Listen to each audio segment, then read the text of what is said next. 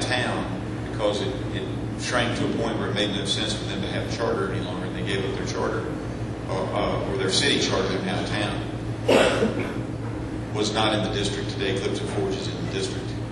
Covington was not in the district today. Most of Covington is in the district.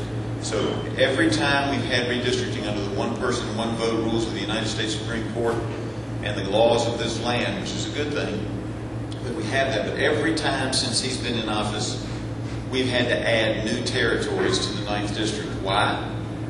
Because we're not bringing in jobs. And over this last decade, as you heard me say, 1% growth. But by his own admission in his mail that he sent out, Frank Mail, the Bristol Herald Courier says he's one of the top 10 folks using your taxpayer dollar to send messages to you. So everybody ought to know who he is. He said our population, one of the reasons he says he voted against the health care bill is our population is more elderly, or it has more older folks than the rest of the congressional districts. 1% growth, a growing older population. It doesn't take a rocket scientist to figure out. You don't have to be, have a degree from an Ivy League school to figure that one out. It means we're not replacing the jobs we're losing. We're not bringing in the jobs. We do not have the jobs for young people to stay in Southwest Virginia.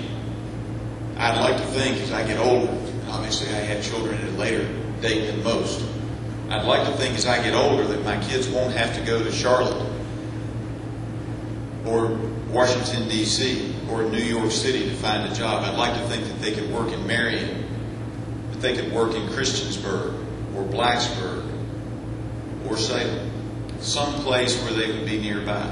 Unfortunately, I think each and every one of us either has a family member or knows somebody whose all of their children are no longer in this area.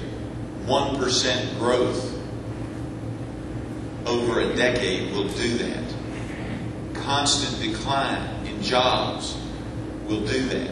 And my opponent loves to, he's even got a commercial out on TV right now where he says, with my showcase in Virginia, we've brought 5,000 jobs to the Southwest. Well, ladies and gentlemen, I don't doubt that. And he shows up for every ribbon cutting where there are new jobs coming. But does he show up for the plant closings? Does he pay attention to the fact that right now we only have one furniture manufacturer left in the district? Bob McDonald's bringing in another one. But one furniture manufacturer that actually manufactures the furniture in the 9th District. Just one. And is he paying attention to the fact that we are consistently losing jobs? And how does he rectify that with cap and trade? I don't understand it, ladies and gentlemen. You know why? 1% growth. 1% of the vote would have changed the results in cap and trade in the House. 1%. 7-vote margin on cap and trade. 4-vote switch. It doesn't pass. 1 vote belongs to Rick Boucher. After 28 years in Congress, he doesn't have the connections, the wherewithal, the ability to bring in 3 votes. I don't know the answer to that, but I would submit to you, ladies and gentlemen, that if he were a fighter and somebody who was out there working day in and day out, talking to the other congressmen, that out of 435 congressmen, when the 9th District's industries are on the ropes, one would think that he ought to be able to find 3 votes on top of his. And I know he says that, A, it was inevitable. It wasn't. We just went through that. B, the EPA is going to do it anyway because there's a court ruling. Ladies and gentlemen, I ask you this, and if anybody has an answer that please raise your hand and tell me. Who elected the EPA? I'd like to know too.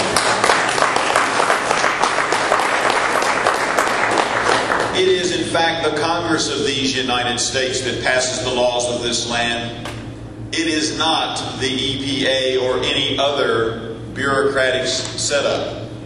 Now that's not to say that the VA hasn't got a purpose and a place. It does. But they are supposed to follow the rules that Congress sets up. And when they passed the Clean Air Act, nobody ever envisioned that the courts would rule that CO2 was included. But there's an easy fix. There's an easy fix. A bill, in fact, Congressman Rowe has a version of this in, I think there are a couple of others. A bill to say that EPA will not regulate CO2. It's that simple.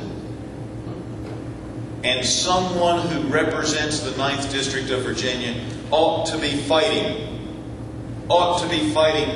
for you and for me and for everyone in Virginia to make sure that we have reasonable laws, and not saying, particularly from the Fighting 9th, whoever's elected from the Fighting 9th is supposed to be a fighter. Right.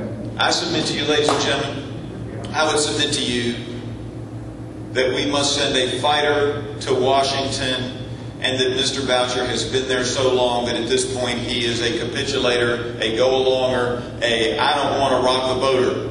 And when you've got Nancy Pelosi with the gavel in her hands, you can't be that way. You have to be a fighter. If you believe in the values of Southwest Virginia, you must be ready to fight for those values. I am ready to fight for those values. I am ready to go to Washington, take the values that we share, and fight for those values, whether it means I get pilloried in the press, whether they come out and say that guy has gone crazy. It's okay if we can change Washington. Amen. If we can make the effort.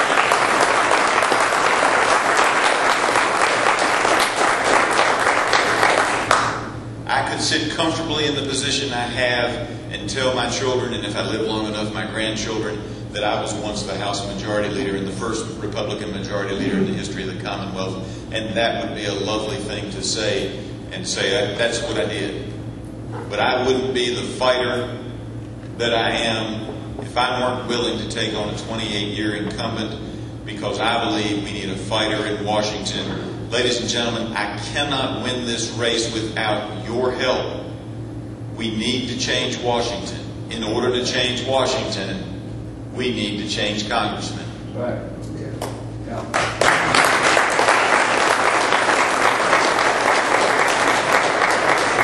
And after 28 years, there are many people who believe that it cannot be done. But let me tell you, I am crisscrossing this district. It can be done. And ladies and gentlemen, with your help, with your blood, sweat, toil, and tears, to take a line from Winston Churchill, it can and will be done.